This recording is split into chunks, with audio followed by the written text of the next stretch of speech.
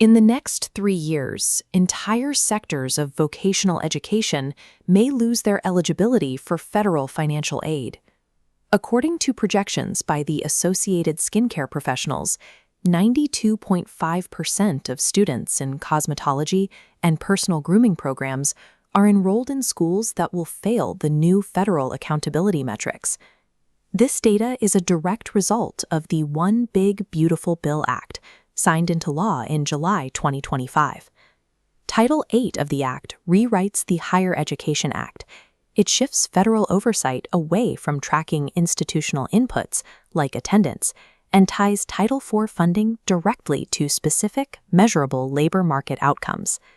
The legislation provides massive funding for workforce development, yet the mathematical standard it uses to measure success projects the near total elimination of specific short-term trades.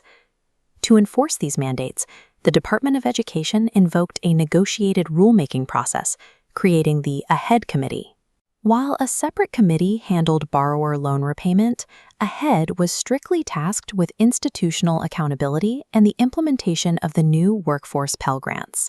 Their primary output is a regulatory framework called STATS, the Student Tuition and Transparency System. The core mechanism of STATS is the Do No Harm Earnings Premium Test. This test officially replaces the debt-to-earnings ratios that governed the gainful employment regulations of the previous decade.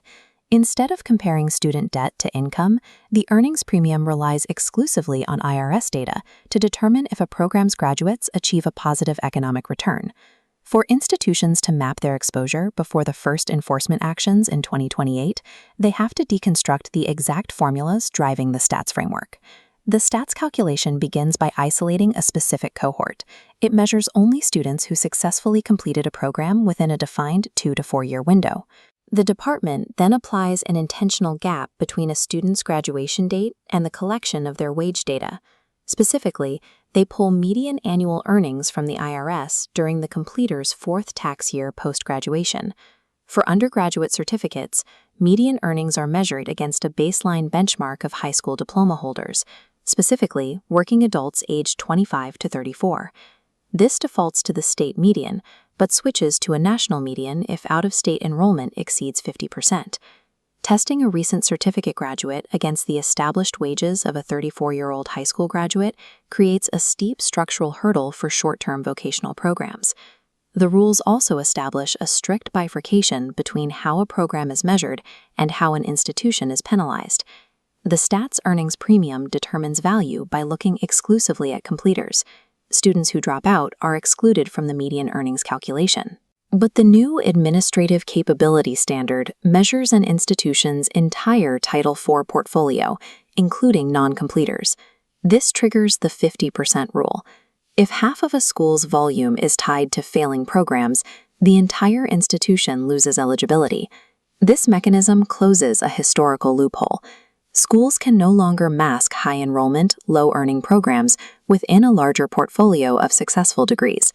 Institutional survival under the One Big Beautiful Bill Act now requires actively identifying and eliminating vulnerable programs to protect the broader portfolio. Applying the STATS formula to the beauty and wellness sector reveals exactly why failure projections exceed 90%. The first structural vulnerability is the gap between tuition and entry-level wages. Comprehensive cosmetology programs often cost between $15,000 and $20,000, while reported median earnings for stylists frequently fall below the baseline median for high school graduates. The second vulnerability is the timeline mismatch. Certificate programs are short, meaning completers are often only a year or 2 into their careers when the data is captured. The 4-year tax window evaluates a young stylist building their initial client book against a 34-year-old benchmark who has accrued up to 15 years of workforce experience.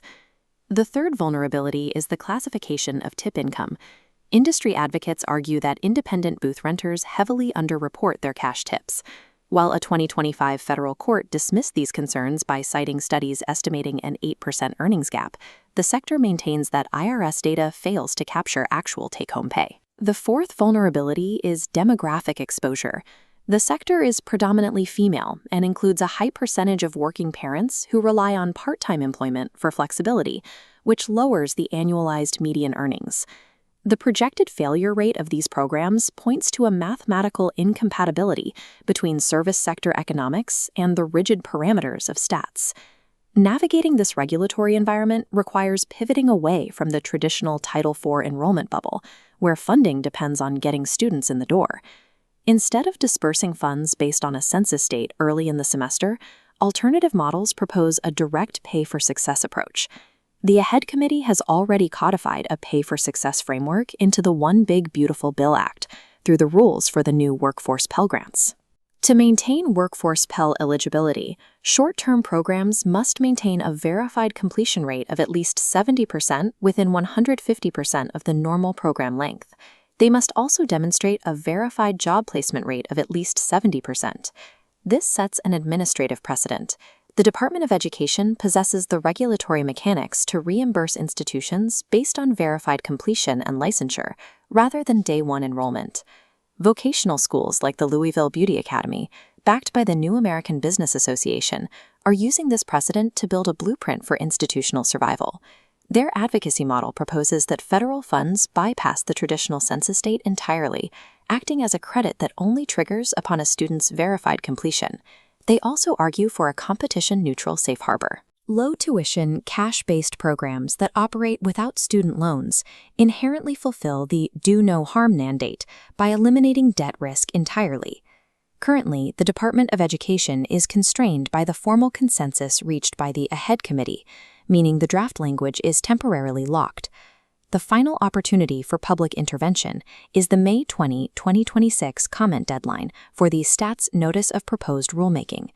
Comments submitted to the docket must address precise technical flaws, such as the inequity of the 25 to 34 age cohort, the need for an alternate earnings appeal for tip income, and the structural advantage of completion-based reimbursement.